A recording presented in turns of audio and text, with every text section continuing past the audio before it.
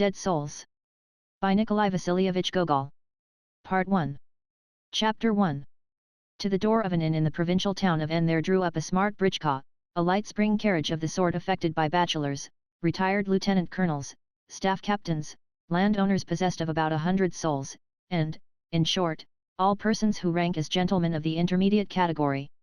In the britchka was seated such a gentleman, a man who, though not handsome, was not ill-favoured, not over-fat and not over-thin. Also, though not over-elderly, he was not over-young.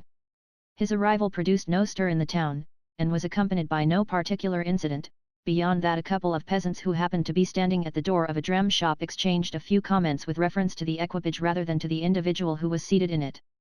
"Look at that carriage," one of them said to the other. "Think you it will be going as far as Moscow?" "I think it will," replied his companion. "But not as far as Kazan, eh?" "No, not as far as Kazan." With that the conversation ended.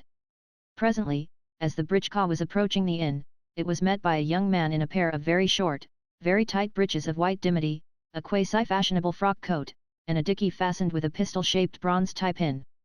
The young man turned his head as he passed the britchka and eyed it attentively, after which he clapped his hand to his cap, which was in danger of being removed by the wind, and resumed his way. On the vehicle reaching the inn door, its occupant found standing there to welcome him the polavoy, or waiter, of the establishment, an individual of such nimble and brisk movement that even to distinguish the character of his face was impossible. Running out with a napkin in one hand and his lanky form clad in a tailcoat, reaching almost to the nape of his neck, he tossed back his locks, and escorted the gentleman upstairs, along a wooden gallery, and so to the bedchamber which God had prepared for the gentleman's reception. The said bedchamber was of quite ordinary appearance, since the inn belonged to the species to be found in all provincial towns, the species wherein, for 2 rubles a day, travellers may obtain a room swarming with black beetles, and communicating by a doorway with the apartment adjoining. True, the doorway may be blocked up with a wardrobe, yet behind it, in all probability, there will be standing a silent, motionless neighbour whose ears are burning to learn every possible detail concerning the latest arrival. The inn's exterior corresponded with its interior. Long, and consisting only of 2 stories, the building had its lower half destitute of stucco, with the result that the dark red bricks, originally more or less dingy, had grown yet dingier under the influence of atmospheric changes. As for the upper half of the building, it was, of course, painted the usual tint of unfading yellow. Within, on the ground floor, there stood a number of benches heaped with horse collars, rope and sheepskins, while the window seat accommodated a zbydenchik, cheek by jowl with a samovar, the latter so closely resembling the former in appearance that, but for the fact of the samovar possessing a pitch-black lip, the samovar and the zbydenchik might have been 2 of a pair. During the traveller's inspection of his room his luggage was brought into the apartment. First came a portmanteau of white leather whose raggedness indicated that the receptacle had made several previous journeys. The bearers of the same were the gentleman's coachman, Selifan, a little man in a large overcoat, and the gentleman's valet, Petrushka, the latter a fellow of about 30, clad in a worn, over-ample jacket which formerly had graced his master's shoulders, and possessed of a nose and a pair of lips whose coarseness communicated to his face rather a sullen expression.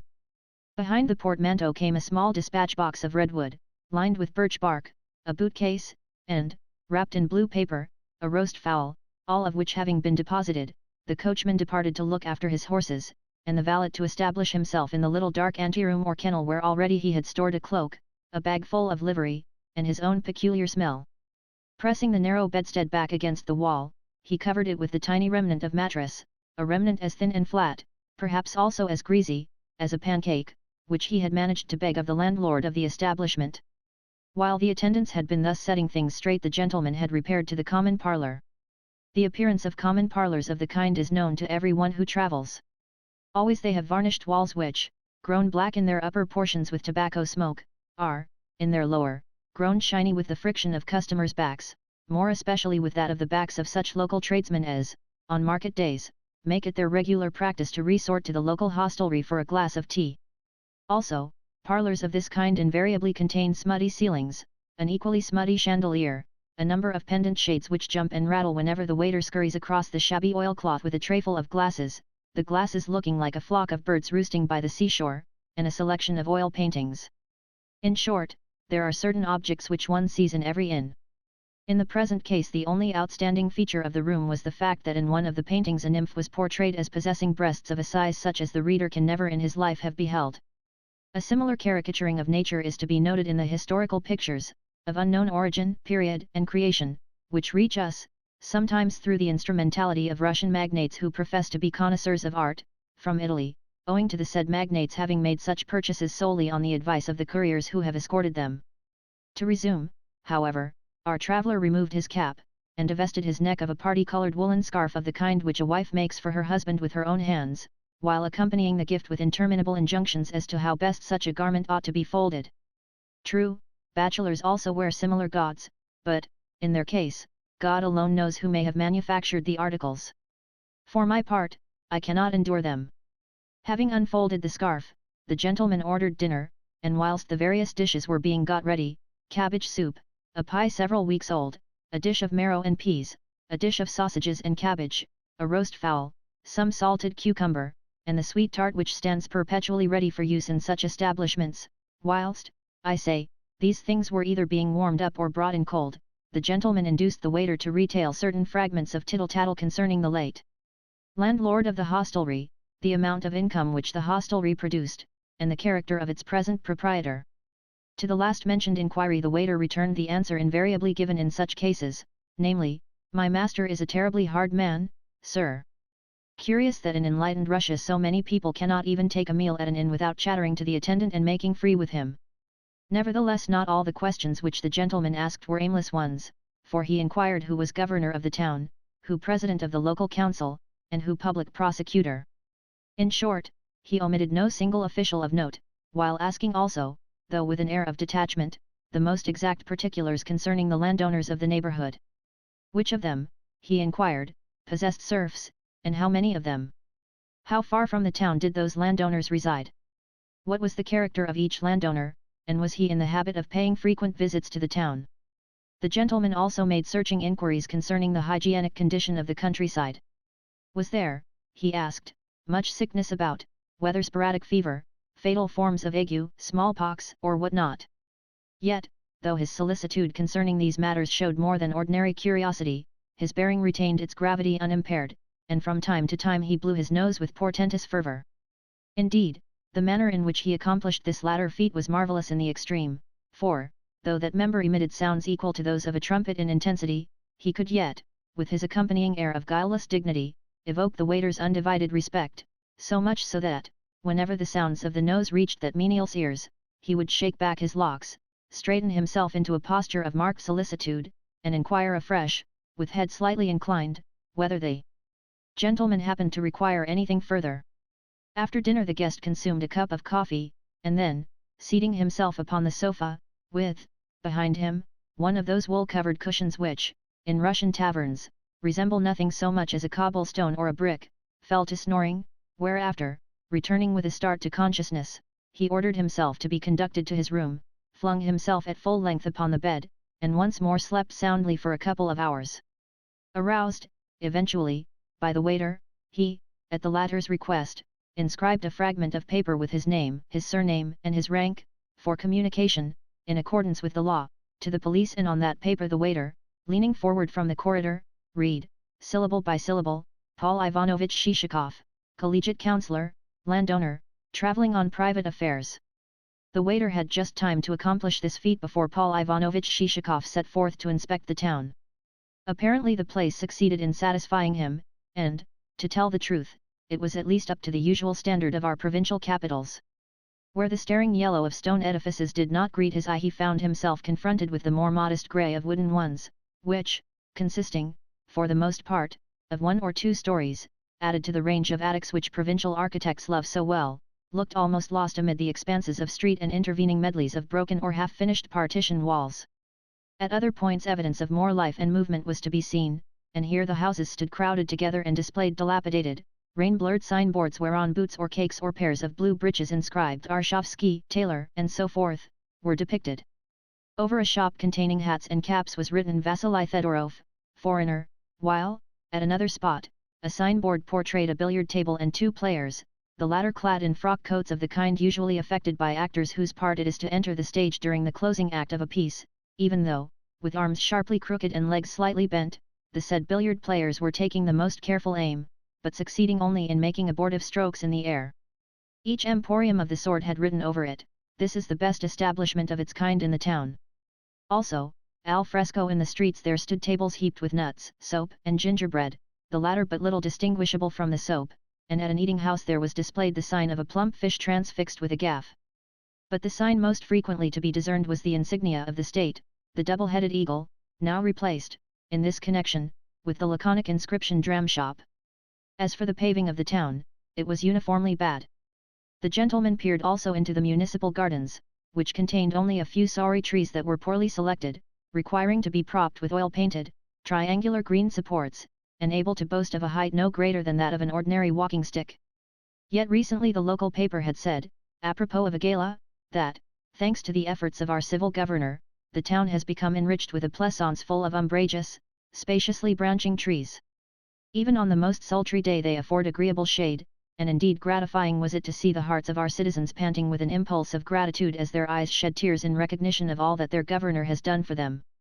Next, after inquiring of a gendarme as to the best ways and means of finding the local council, the local law courts, and the local governor, should he, Shishakov, have need of them, the gentleman went on to inspect the river which ran through the town.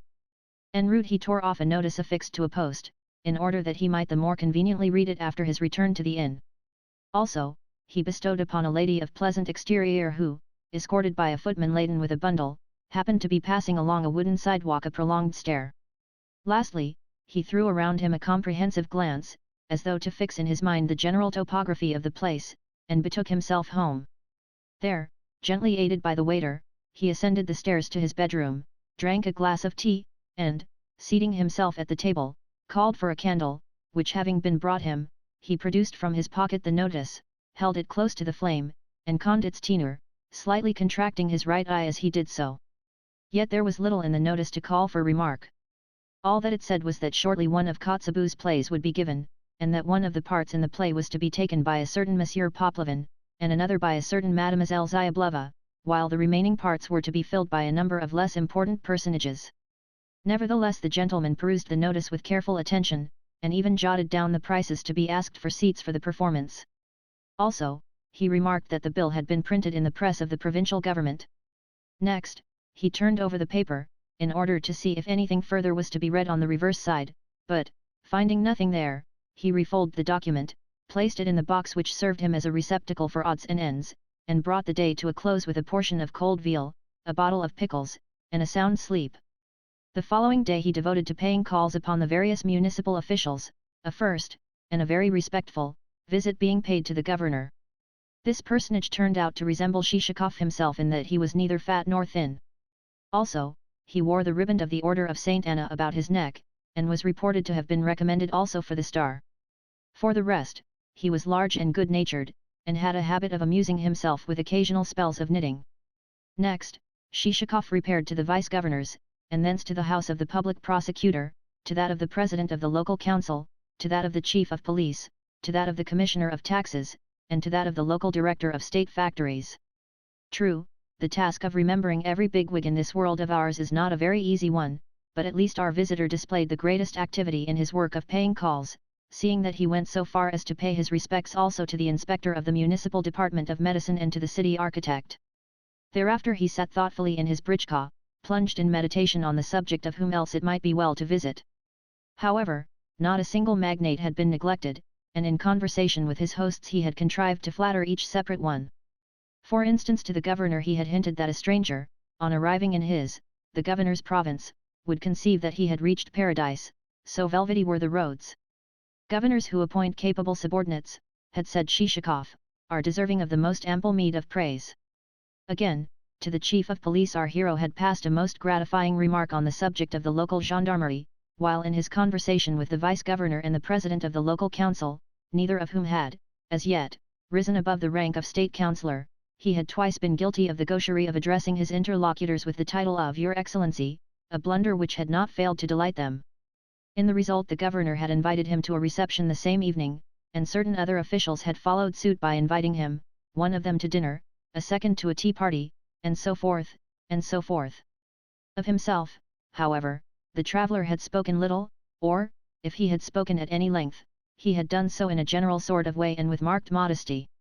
Indeed, at moments of the kind his discourse had assumed something of a literary vein, in that invariably he had stated that, being a worm of no account in the world, he was deserving of no consideration at the hands of his fellows, that in his time he had undergone many strange experiences, that subsequently he had suffered much in the cause of truth, that he had many enemies seeking his life, and that, being desirous of rest, he was now engaged in searching for a spot wherein to dwell.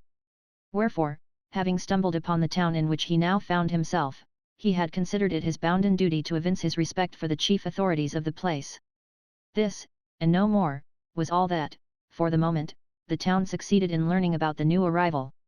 Naturally he lost no time in presenting himself at the governor's evening party. First, however, his preparations for that function occupied a space of over 2 hours, and necessitated an attention to his toilet of a kind not commonly seen. That is to say, after a brief postprandial nap he called for soap and water, and spent a considerable period in the task of scrubbing his cheeks, which, for the purpose, he supported from within with his tongue, and then of drying his full, round face, from the ears downwards, with the towel which he took from the waiter's shoulder. Twice he snorted into the waiter's countenance as he did this, and then he posted himself in front of the mirror, donned a false shirt front, plucked out a couple of hairs which were protruding from his nose, and appeared vested in a frock coat of bilberry-coloured check. Thereafter, driving through broad streets sparsely lighted with lanterns, he arrived at the governor's residence to find it illuminated as for a ball. Barouches with gleaming lamps, a couple of gendarmes posted before the doors, a babel of postilions' cries, nothing of a kind likely to be impressive was wanting, and, on reaching the salon, the visitor actually found himself obliged to close his eyes for a moment, so strong was the mingled sheen of lamps, candles, and feminine apparel. Everything seemed suffused with light, and everywhere, flitting and flashing, were to be seen black coats, even as on a hot summer's day flies revolve around a sugar loaf while the old housekeeper is cutting it into cubes before the open window, and the children of the house crowd around her to watch the movements of her rugged hands as those members ply the smoking pestle, and airy squadrons of flies, borne on the breeze, enter boldly, as though free of the house, and, taking advantage of the fact that the glare of the sunshine is troubling the old lady's sight, disperse themselves over broken and unbroken fragments alike, even though the lethargy induced by the opulence of summer and the rich shower of dainties to be encountered at every step has induced them to enter less for the purpose of eating than for that of showing themselves in public, of parading up and down the sugar loaf, of rubbing both their hind quarters and their fore against one another, of cleaning their bodies under the wings, of extending their forelegs over their heads and grooming themselves, and of flying out of the window again to return with other predatory squadrons. Indeed, so dazed was Shishakov that scarcely did he realize that the governor was taking him by the arm and presenting him to the governor's, lady. Yet the newly arrived guest kept his head sufficiently to contrive to murmur some such compliment as might fittingly come from a middle-aged individual of a rank neither excessively high nor excessively low.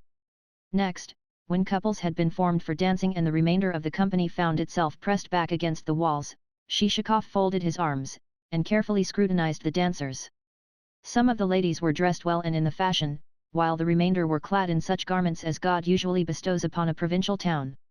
Also here, as elsewhere, the men belonged to two separate and distinct categories, one of which comprised slender individuals who, flitting around the ladies, were scarcely to be distinguished from denizens of the metropolis, so carefully, so artistically, groomed were their whiskers, so presentable their oval, clean-shaven faces, so easy the manner of their dancing attendance upon their womenfolk, so glib their French conversation as they quizzed their female companions. As for the other category, it comprised individuals who, stout, or of the same build as Shishakov, that is to say, neither very portly nor very lean, backed and sidled away from the ladies, and kept peering hither and thither to see whether the governor's footman had set out green tables for whist. Their features were full and plump, some of them had beards, and in no case was their hair curled or waved or arranged in what the French call the devil-may-care style. On the contrary, their heads were either close-cropped or brushed very smooth, and their faces were round and firm. This category represented the more respectable officials of the town. In passing, I may say that in business matters fat men always prove superior to their leaner brethren, which is probably the reason why the latter are mostly to be found in the political police, or acting as mere ciphers whose existence is a purely hopeless, airy, trivial one. Again, stout individuals never take a back seat, but always a front one, and, wheresoever it be, they sit firmly, and with confidence, and decline to budge even though the seat crack and bend with their weight. For comeliness of exterior they care not a rap, and therefore a dress coat sits less easily on their figures than is the case with figures of leaner individuals. Yet invariably fat men amass the greater wealth. In 3 years' time a thin man will not have a single serf whom he has left unpledged, whereas, well, pray look at a fat man's fortunes, and what will you see? First of all a suburban villa, and then a larger suburban villa, and then a villa close to a town, and lastly a country estate which comprises every amenity. That is to say, having served both God and the state, the stout individual has won universal respect, and will end by retiring from business, reordering his mode of life, and becoming a Russian landowner, in other words, a fine gentleman who dispenses hospitality, lives in comfort and luxury, and is destined to leave his property to heirs who are purposing to squander the same on foreign travel. That the foregoing represents pretty much the gist of Shishikov's reflections as he stood watching the company I will not attempt to deny. And of those reflections the upshot was that he decided to join himself to the stouter section of the guests, among whom he had already recognized several familiar faces, namely, those of the public prosecutor, a man with beetling brows over eyes which seemed to be saying with a wink, "Come into the next room, my friend, for I have something to say to you," though, in the main, their owner was a man of grave and taciturn habit, of the postmaster, an insignificant-looking individual, yet a would-be wit and a philosopher, and of the president of the local council, a man of much amiability and good sense. These 3 personages greeted Shishikov as an old acquaintance, and to their salutations he responded with a sidelong, yet a sufficiently civil, bow. Also, he became acquainted with an extremely unctuous and approachable landowner named Manilov, and with a landowner of more uncouth exterior named Sobakevich, the latter of whom began the acquaintance by treading heavily upon Shishikov's toes, and then begging his pardon. Next, Shishikov received an offer of a cut-in at whist, and accepted the same with his usual courteous inclination of the head.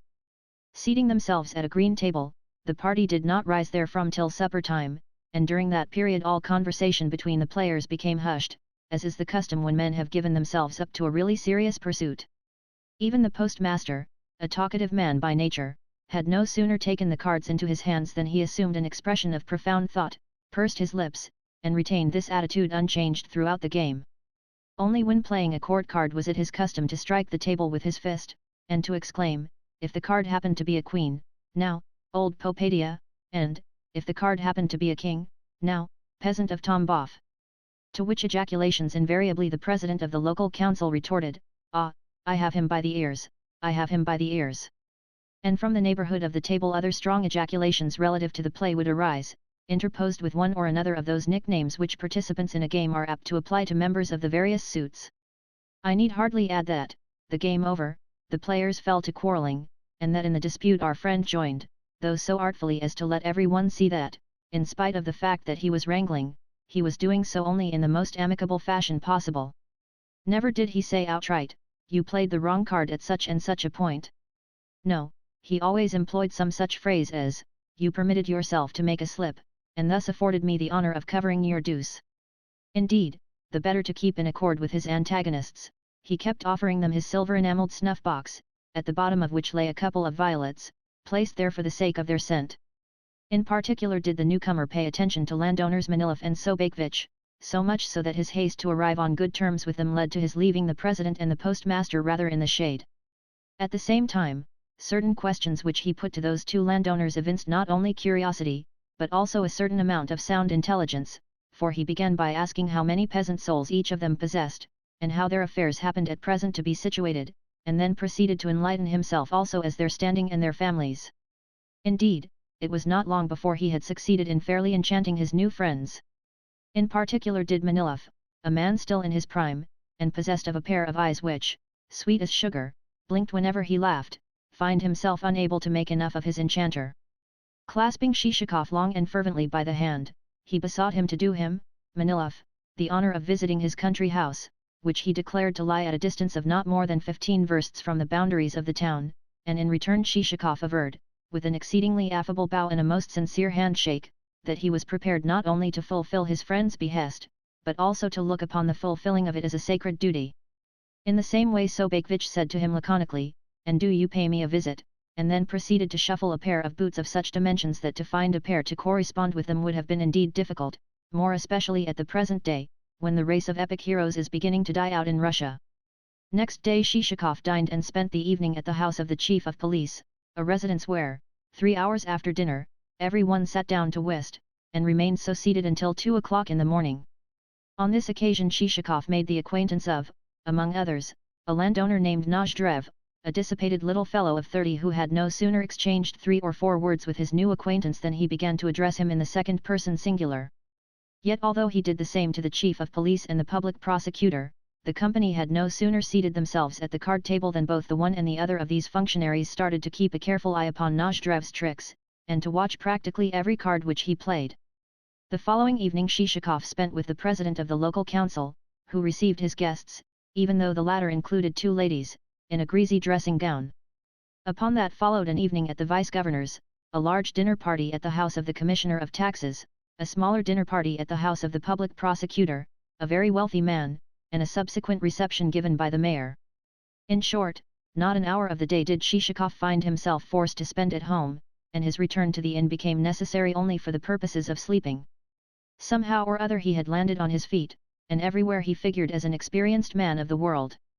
No matter what the conversation chanced to be about, he always contrived to maintain his part in the same.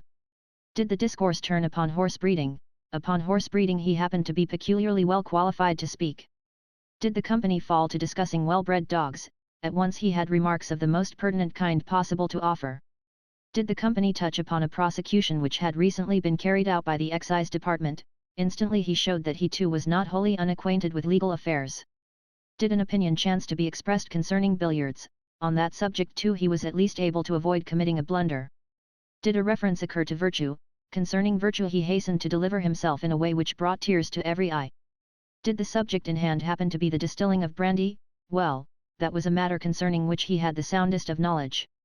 Did anyone happen to mention customs officials and inspectors, from that moment he expatiated as though he too had been both a minor functionary and a major. Yet a remarkable fact was the circumstance that he always contrived to temper his omniscience with a certain readiness to give way, a certain ability so to keep a rein upon himself that never did his utterances become too loud or too soft, or transcend what was perfectly befitting. In a word, he was always a gentleman of excellent manners, and every official in the place felt pleased when he saw him enter the door. Thus the governor gave it as his opinion that Shishakov was a man of excellent intentions, the public prosecutor, that he was a good man of business, the chief of gendarmerie, that he was a man of education, the president of the local council, that he was a man of breeding and refinement, and the wife of the chief of gendarmerie, that his politeness of behavior was equalled only by his affability of bearing. Nay, even Vasilevich, who as a rule never spoke well of anyone, said to his lanky wife when, on returning late from the town, he undressed and betook himself to bed by her side, "My dear, this evening, after dining with the chief of police, I went on to the governor's, and met there, among others, a certain Paul Ivanovitch Shishakov, who is a collegiate councillor and a very pleasant fellow." To this his spouse replied him, and then dealt him a hearty kick in the ribs. Such were the flattering opinions earned by the newcomer to the town, and these opinions he retained until the time when a certain speciality of his, a certain scheme of his, the reader will learn presently what it was, plunged the majority of the townsfolk into a sea of perplexity. Chapter 2.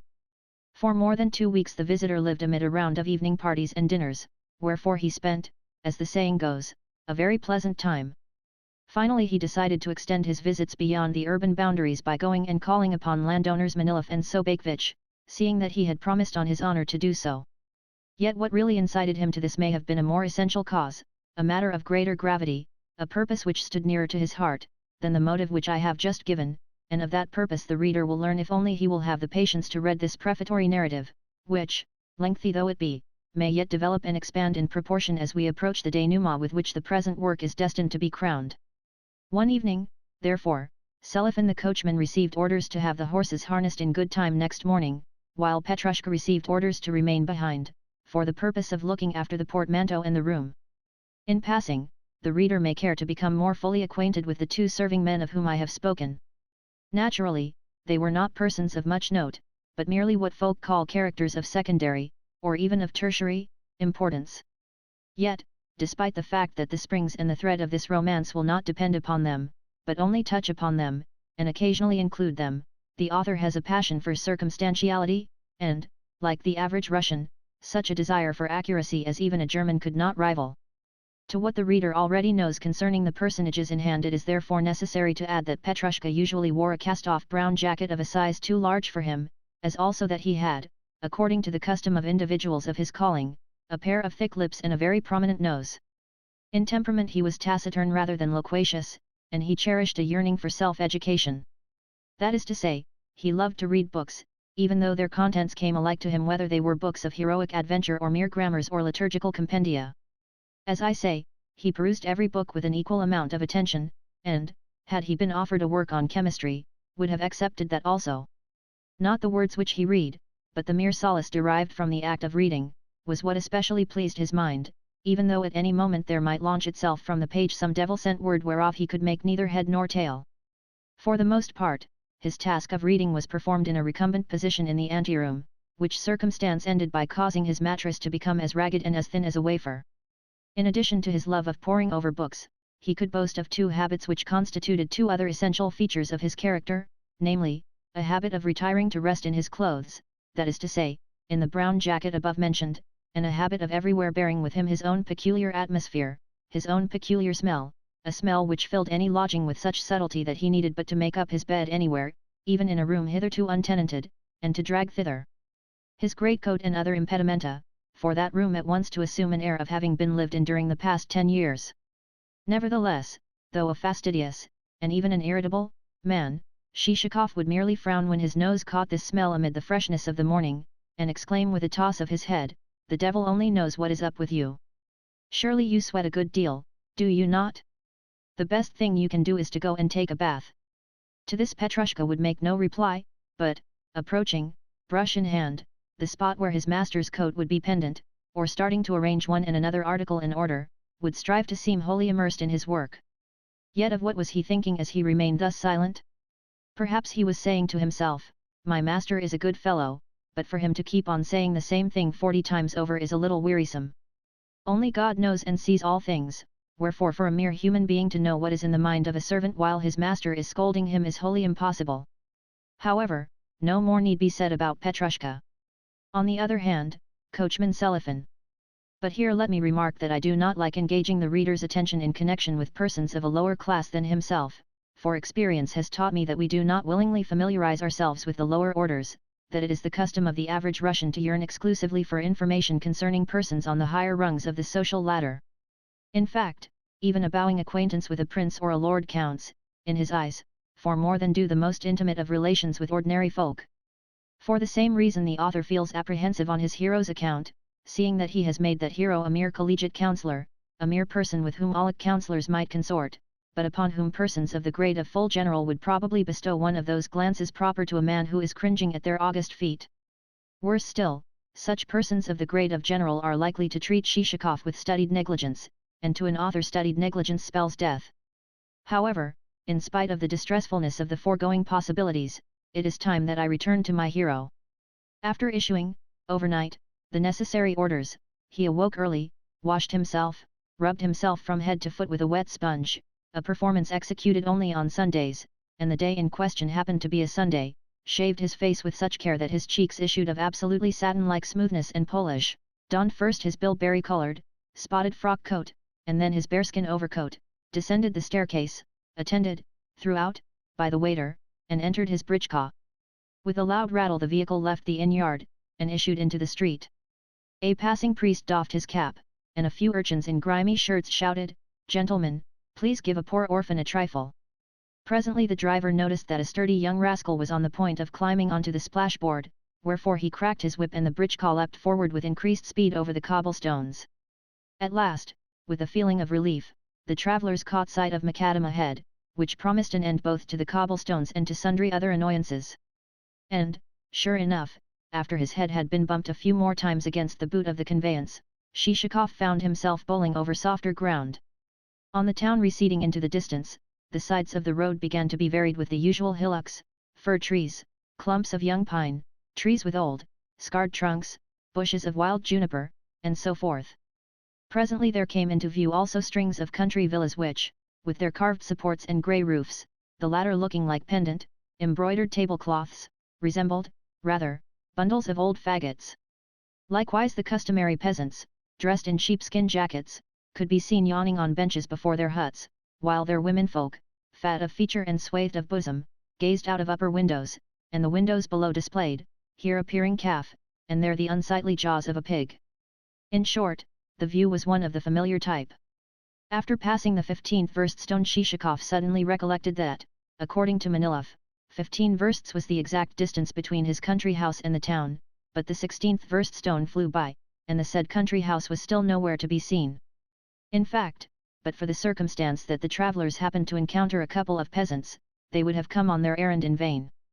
To a query as to whether the country house known as Zamanilovka was anywhere in the neighbourhood, the peasants replied by doffing their caps, after which one of them, who seemed to boast of a little more intelligence than his companion, and who wore a wedge-shaped beard, made answer. "Perhaps you mean Manilivka, not Zamanilovka." "Yes, yes, Manilivka." "Manilivka, eh? Well, you must continue for another verst, and then you will see it straight before you, on the right." "On the right," re-echoed the coachman. "Yes, on the right," affirmed the peasant. "You are on the proper road for Manilivka, but Zamanilovka, well, there is no such place. The house you mean is called Manilivka because Manilivka is its name, but no house at all is called Zamanilovka. The house you mean stands there, on that hill, and is a stone house in which a gentleman lives, and its name is Manilivka, but Zamanilovka does not stand hereabouts, nor ever has stood." So the travellers proceeded in search of Manilivka, and, after driving an additional 2 versts, arrived at a spot whence there branched off a by-road. Yet 2, 3, or 4 versts of the by-road had been covered before they saw the least sign of a 2-storied stone mansion.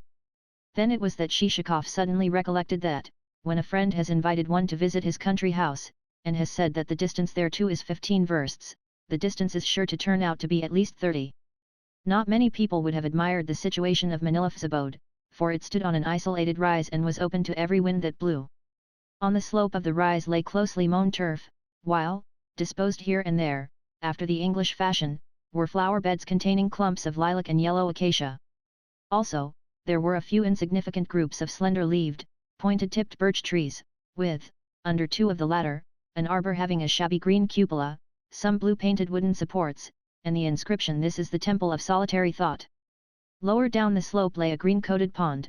Green-coated ponds constitute a frequent spectacle in the gardens of Russian landowners, and, lastly, from the foot of the declivity there stretched a line of mouldy, log-built huts which, for some obscure reason or another, our hero set himself to count. Up to 200 or more did he count, but nowhere could he perceive a single leaf of vegetation or a single stick of timber. The only thing to greet the eye was the logs of which the huts were constructed. Nevertheless, the scene was to a certain extent enlivened by the spectacle of 2 peasant women who, with clothes picturesquely tucked up, were wading knee-deep in the pond and dragging behind them, with wooden handles, a ragged fishing net, in the meshes of which 2 crawfish and a roach with glistening scales were entangled. The women appeared to have cause of dispute between themselves, to be rating one another about something. In the background, and to one side of the house, showed a faint, dusky blur of pine wood, and even the weather was in keeping with the surroundings, since the day was neither clear nor dull, but of the grey tint which may be noted in uniforms of garrison soldiers which have seen long service. To complete the picture, a cock, the recognized harbinger of atmospheric mutations, was present, and, in spite of the fact that a certain connection with affairs of gallantry had led to his having had his head pecked bare by other cocks, he flapped a pair of wings, appendages as bare as 2 pieces of bast, and crowed loudly. As Shishakov approached the courtyard of the mansion, he caught sight of his host, clad in a green frock coat, standing on the veranda and pressing one hand to his eyes to shield them from the sun and so get a better view of the approaching carriage. In proportion as the britchka drew nearer and nearer to the veranda, the host's eyes assumed a more and more delighted expression, and his smile a broader and broader sweep. "Paul Ivanovitch," he exclaimed when at length Shishakov leapt from the vehicle. "Never should I have believed that you would have remembered us." The 2 friends exchanged hearty embraces, and Manilov then conducted his guest to the drawing-room. During the brief time that they are traversing the hall, the anteroom, and the dining-room, let me try to say something concerning the master of the house. But such an undertaking bristles with difficulties. It promises to be a far less easy task than the depicting of some outstanding personality which calls but for a wholesale dashing of colours upon the canvas, the colours of a pair of dark, burning eyes, a pair of dark, beetling brows, a forehead seamed with wrinkles, a black, or a fiery red, cloak thrown backwards over the shoulder, and so forth, and so forth. Yet, so numerous are Russian serf owners that, though careful scrutiny reveals to one's sight a quantity of outre peculiarities, they are, as a class, exceedingly difficult to portray, and one needs to strain one's faculties to the utmost before it becomes possible to pick out their variously subtle, their almost invisible, features.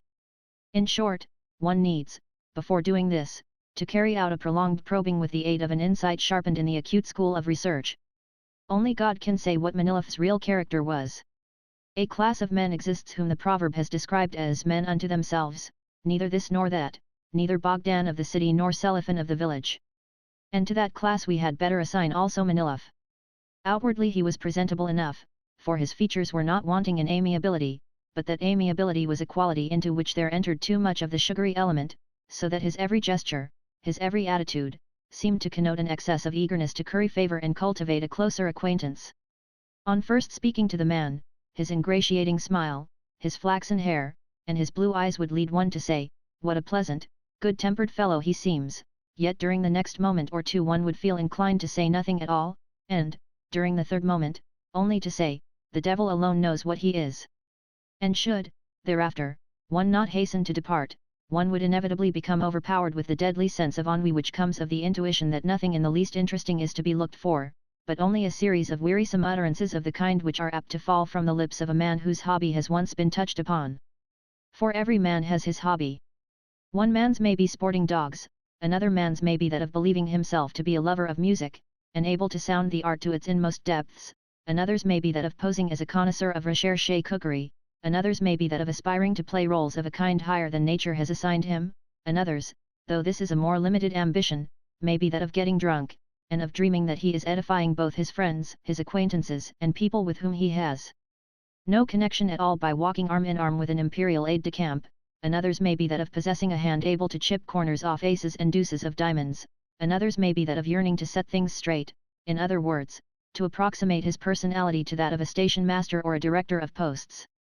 In short, almost every man has his hobby or his leaning, yet Manilov had none such, for at home he spoke little, and spent the greater part of his time in meditation, though God only knows what that meditation comprised. Nor can it be said that he took much interest in the management of his estate, for he never rode into the country, and the estate practically managed itself. Whenever the bailiff said to him, "It might be well to have such and such a thing done," he would reply, "Yes, that is not a bad idea," and then go on smoking his pipe, a habit which he had acquired during his service in the army, where he had been looked upon as an officer of modesty, delicacy, and refinement. "Yes, it is not a bad idea," he would repeat.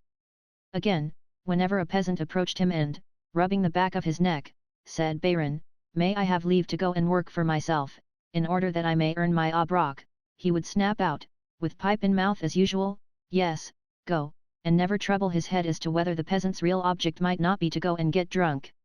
True, at intervals he would say, while gazing from the veranda to the courtyard, and from the courtyard to the pond, that it would be indeed splendid if a carriage drive could suddenly materialize, and the pond as suddenly become spanned with a stone bridge, and little shops as suddenly arise whence pedlars could dispense the petty merchandise of the kind which peasantry most need. And at such moments his eyes would grow winning, and his features assume an expression of intense satisfaction. Yet never did these projects pass beyond the stage of debate. Likewise there lay in his study a book with the 14th page permanently turned down. It was a book which he had been reading for the past 2 years. In general, something seemed to be wanting in the establishment. For instance, although the drawing-room was filled with beautiful furniture, and upholstered in some fine silken material which clearly had cost no inconsiderable sum, 2 of the chairs lacked any covering but bast, and for some years past the master had been accustomed to warn his guests with the words, "Do not sit upon these chairs, they are not yet ready for use." Another room contained no furniture at all, although, a few days after the marriage, it had been said, "My dear, tomorrow let us set about procuring at least some temporary furniture for this room." Also, every evening would see placed upon the drawing-room table a fine bronze candelabrum, a statuette representative of the 3 Graces, a tray inlaid with mother of pearl, and a rickety, lopsided copper invalide. Yet of the fact that all 4 articles were thickly coated with grease neither the master of the house nor the mistress nor the servants seemed to entertain the least suspicion. At the same time, Manilov and his wife were quite satisfied with each other. More than 8 years had elapsed since their marriage, yet one of them was forever offering his or her partner a piece of apple or a bonbon or a nut, while murmuring some tender something which voiced a wholehearted affection. Open your mouth, dearest, thus ran the formula, and let me pop into it this tidbit. You may be sure that on such occasions the dearest mouth parted its lips most graciously. For their mutual birthdays the pair always contrived some surprise present in the shape of a glass receptacle for tooth powder, or what not, and as they sat together on the sofa he would suddenly, and for some unknown reason, lay aside his pipe, and she her work, if at the moment she happened to be holding it in her hands, and husband and wife would imprint upon one another's cheeks such a prolonged and languishing kiss that during its continuance you could have smoked a small cigar. In short, they were what is known as a very happy couple. Yet it may be remarked that a household requires other pursuits to be engaged in than lengthy embracings and the preparing of cunning surprises. Yes, many a function calls for fulfillment. For instance, why should it be thought foolish or low to superintend the kitchen? Why should care not be taken that the storeroom never lacks supplies? Why should a housekeeper be allowed to thieve? Why should slovenly and drunken servants exist? Why should a domestic staff be suffered in indulge in bouts of unconscionable debauchery during its leisure time?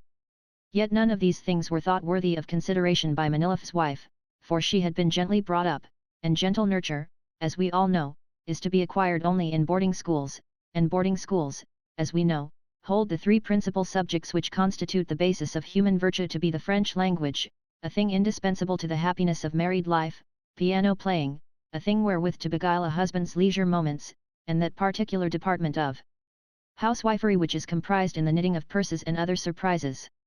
Nevertheless, changes and improvements have begun to take place, since things now are governed more by the personal inclinations and idiosyncrasies of the keepers of such establishments.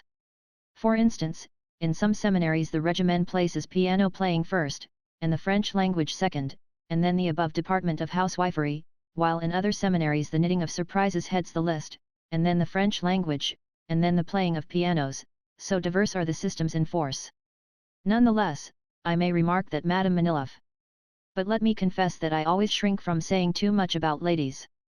Moreover, it is time that we return to our heroes, who, during the past few minutes, have been standing in front of the drawing-room door, and engaged in urging one another to enter first. Pray be so good as not to inconvenience yourself on my account, said Shishakov. I will follow you. No, Paul Ivanovitch, no. You are my guest. And Manilov pointed towards the doorway.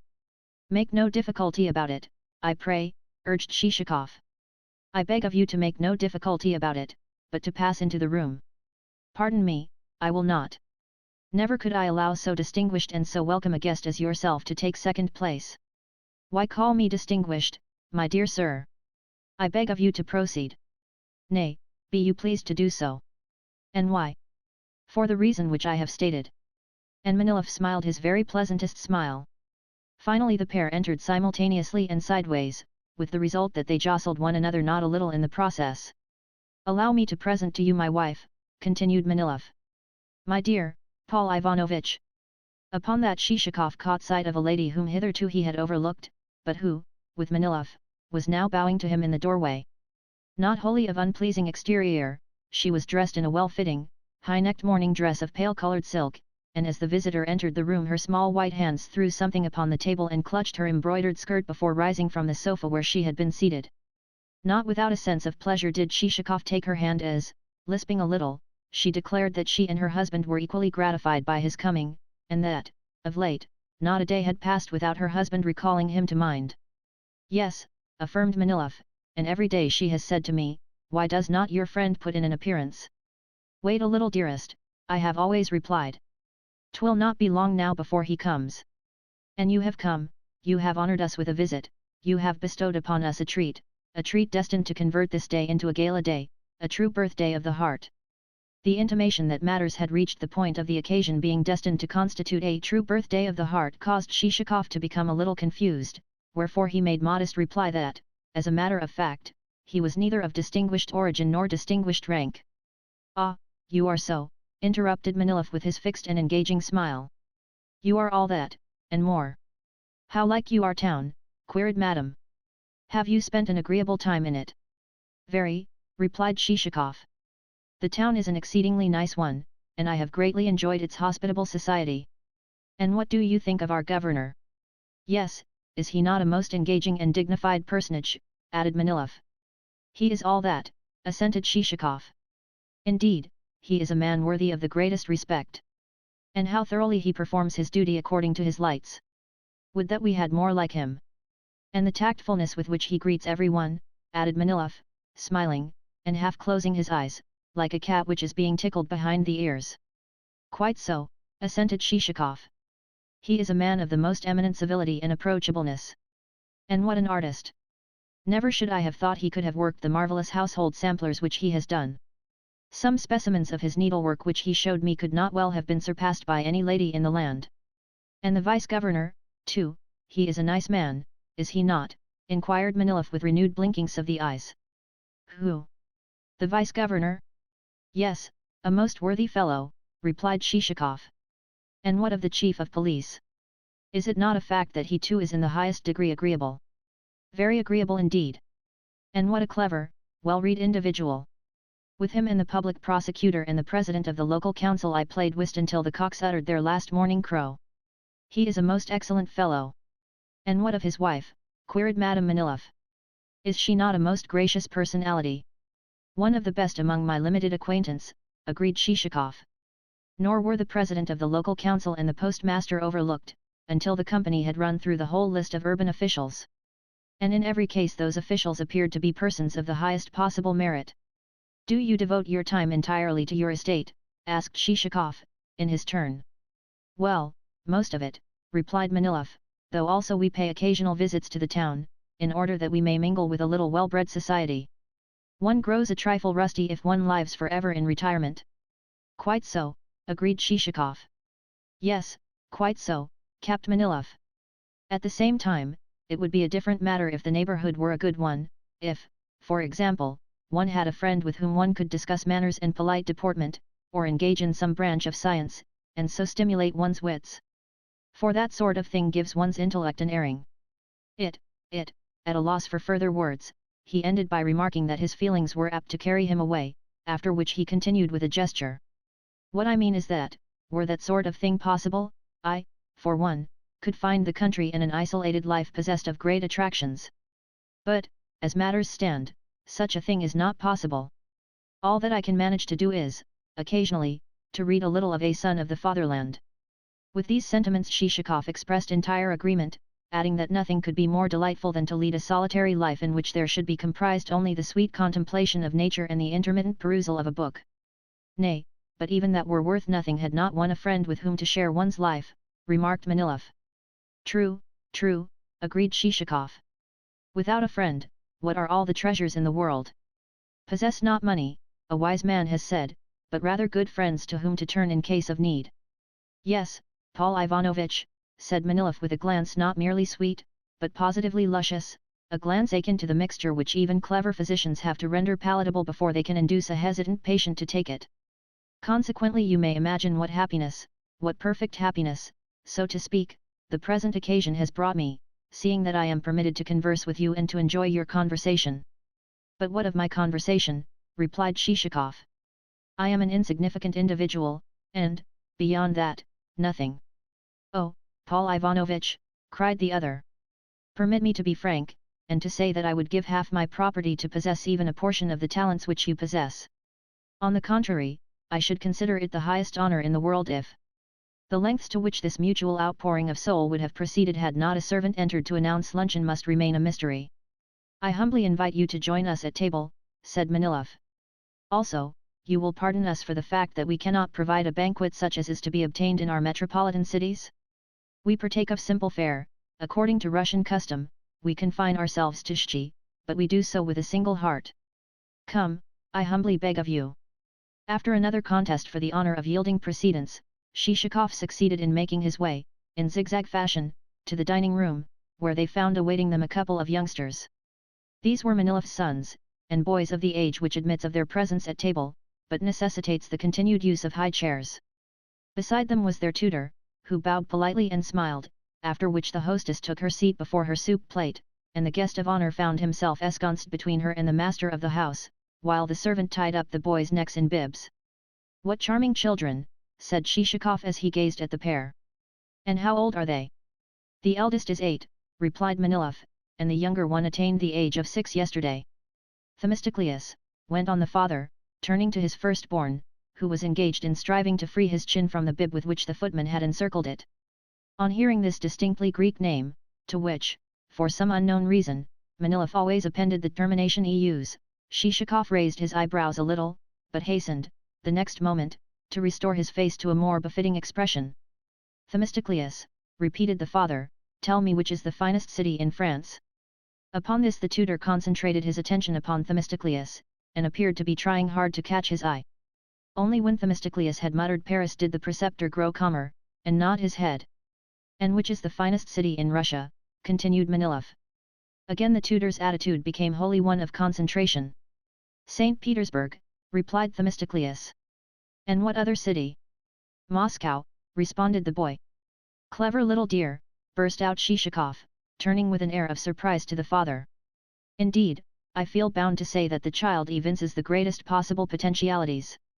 You do not know him fully, replied the delighted Manilov.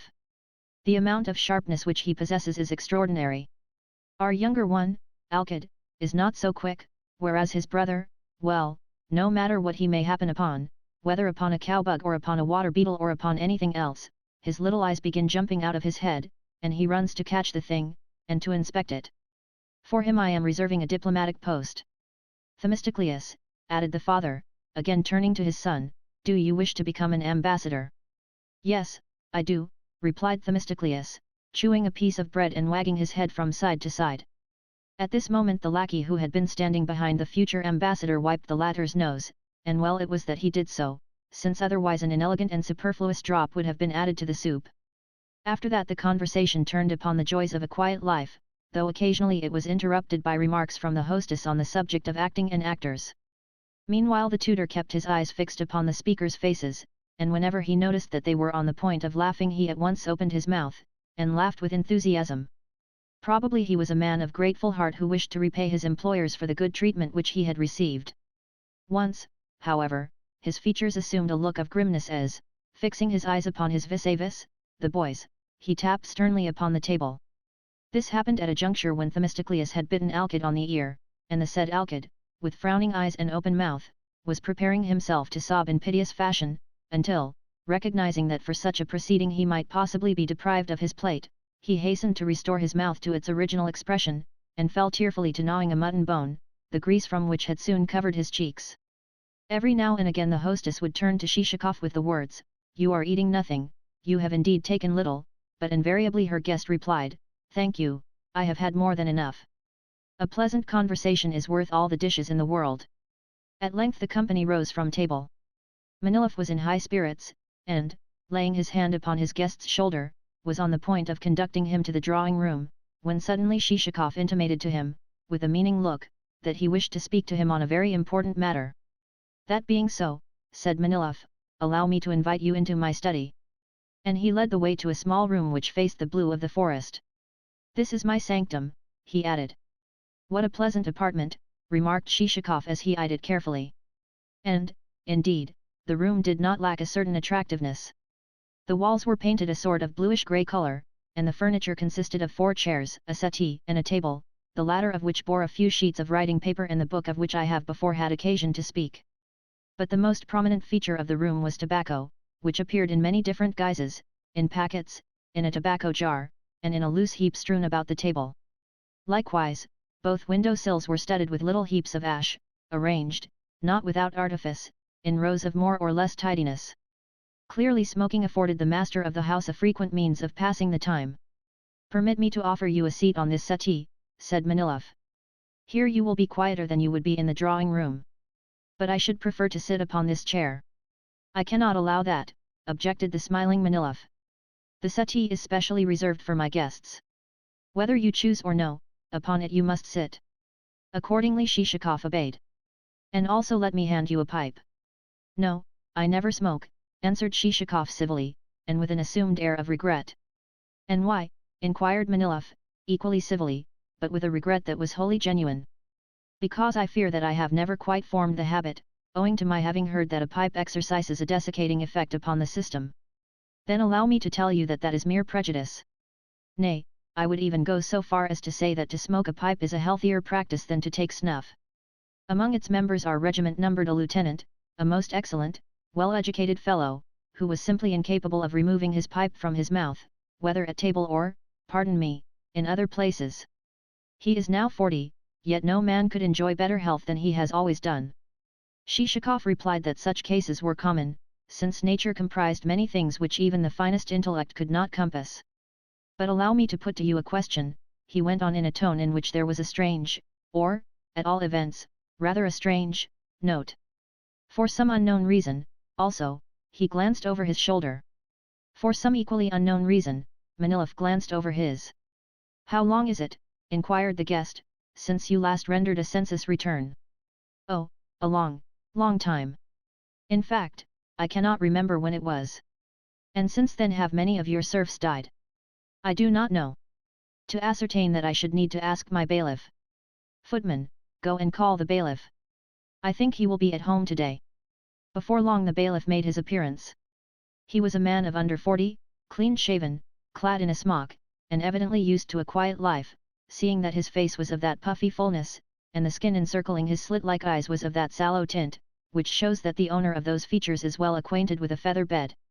In a trice it could be seen that he had played his part in life as all such bailiffs do, that, originally a young serf of elementary education, he had married some agashka of a housekeeper or a mistress's favourite, and then himself become housekeeper, and, subsequently, bailiff, after which he had proceeded according to the rules of his tribe, that is to say, he had consorted with and stood in with the more well-to-do serfs on the estate, and added the poorer ones to the list of forced payers of Obrok, while himself leaving his bed at 9 o'clock in the morning, and, when the samovar had been brought, drinking his tea at leisure.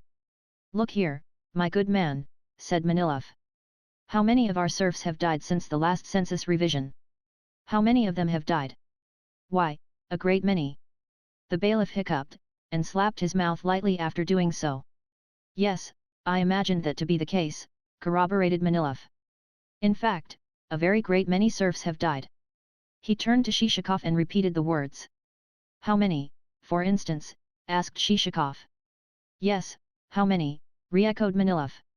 How many, re-echoed the bailiff. Well, no one knows the exact number, for no one has kept any account. Quite so, remarked Manilov. I supposed the death rate to have been high, but was ignorant of its precise extent. Then would you be so good as to have it computed for me, said Shishakov.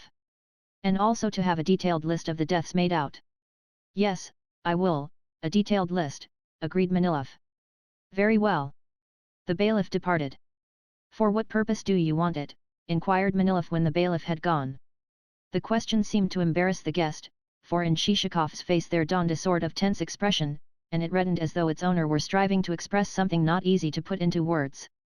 True enough, Manilov was now destined to hear such strange and unexpected things as never before had greeted human ears. You ask me, said Shishakov, for what purpose I want the list. Well, my purpose in wanting it is this, that I desire to purchase a few peasants. And he broke off in a gulp. But may I ask how you desire to purchase those peasants, asked Manilov. With land, or merely as souls for transferment, that is to say, by themselves, and without any land. I want the peasants themselves only, replied Shishakov. And I want dead ones at that. What, excuse me, but I am a trifle deaf. Really, your words sound most strange. All that I am proposing to do, replied Shishakov, is to purchase the dead peasants who, at the last census, were returned by you as alive. Manilov dropped his pipe on the floor, and sat gaping. Yes, the two friends who had just been discussing the joys of camaraderie sat staring at one another like the portraits which, of old, used to hang on opposite sides of a mirror. At length Manilov picked up his pipe, and, while doing so, glanced covertly at Shishakov to see whether there was any trace of a smile to be detected on his lips, whether, in short, he was joking. But nothing of the sort could be discerned. On the contrary, Shishakov's face looked graver than usual. Next, Manilov wondered whether, for some unknown reason, his guest had lost his wits, wherefore he spent some time in gazing at him with anxious intentness. But the guest's eyes seemed clear, they contained no spark of the wild, restless fire which is apt to wander in the eyes of madmen. All was as it should be. Consequently, in spite of Manilov's cogitations, he could think of nothing better to do than to sit letting a stream of tobacco smoke escape from his mouth. So, continued Shishakov, what I desire to know is whether you are willing to hand over to me, to resign, these actually non-living, but legally living, peasants, or whether you have any better proposal to make. Manilov felt too confused and confounded to do aught but continue staring at his interlocutor. I think that you are disturbing yourself unnecessarily, was Shishikov's next remark. Oh no. Not at all, stammered Manilov. Only, pardon me, I do not quite comprehend you. You see, never has it fallen to my lot to acquire the brilliant Polish which is, so to speak, manifest in your every movement. Nor have I ever been able to attain the art of expressing myself well. Consequently, although there is a possibility that in the utterances which have just fallen from your lips there may lie something else concealed, it may equally be that you have been pleased so to express yourself for the sake of the beauty of the terms wherein that expression found shape. Oh, no, asserted Shishikov. I mean what I say and no more. My reference to such of your pleasant souls as are dead was intended to be taken literally. Manilov still felt at a loss, though he was conscious that he must do something, he must propound some question. But what question? The devil alone knew. In the end he merely expelled some more tobacco smoke, this time from his nostrils as well as from his mouth. So, went on Shishikov, if no obstacle stands in the way, we might as well proceed to the completion of the purchase. What? Of the purchase of the dead souls? Of the dead souls? Oh dear no. Let us write them down as living ones, seeing that that is how they figure in the census returns. Never do I permit myself to step outside the civil law, great though has been the harm which that rule has wrought me in my career. In my eyes an obligation is a sacred thing. In the presence of the law I am dumb. These last words reassured Manilov not a little, yet still the meaning of the affair remained to him a mystery. By way of answer, he fell to sucking at his pipe with such vehemence that at length the pipe began to gurgle like a bassoon. It was as though he had been seeking of it inspiration in the present unheard-of juncture. But the pipe only gurgled, et praeterea nihil. Perhaps you feel doubtful about the proposal, said Shishikov. Not at all, replied Manilov. But you will, I know, excuse me if I say, and I say it out of no spirit of prejudice, nor yet as criticizing yourself in any way, you will, I know, excuse me if I say that possibly this scheme of yours, this transaction of yours, may fail altogether to accord with the civil statutes and provisions of the realm. And Manilov, with a slight gesture of the head, looked meaningly into Shishikov's face, while displaying in his every feature, including his closely compressed lips, such an expression of profundity as never before was seen on any human countenance, unless on that of some particularly sapient minister of state who is debating some particularly abstruse problem. Nevertheless Shishikov rejoined that the kind of scheme or transaction which he had adumbrated in no way clashed with the civil statutes and provisions of Russia, to which he added that the treasury would even benefit by the enterprise, seeing it would draw therefrom the usual legal percentage. What, then, do you propose? Asked Manilov. I propose only what is above board, and nothing else. Then, that being so, it is another matter, and I have nothing to urge against it, said Manilov, apparently reassured to the full. Very well, remarked Shishikov. Then we need only to agree as to the price. As to the price, began Manilov, and then stopped. Presently he went on, surely you cannot suppose me capable of taking money for souls which, in one sense at least, have completed their existence?